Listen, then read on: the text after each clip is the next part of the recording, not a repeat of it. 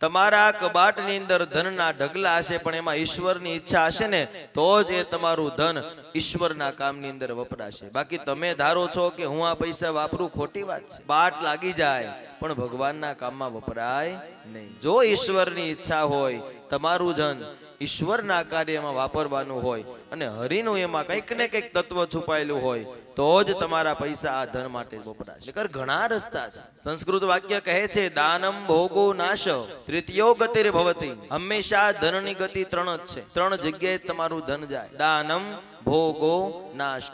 પ્રથમ ધન તમારું જાય તો દાનની અંદર, સારા કામની અંદર, સેવાની અંદર.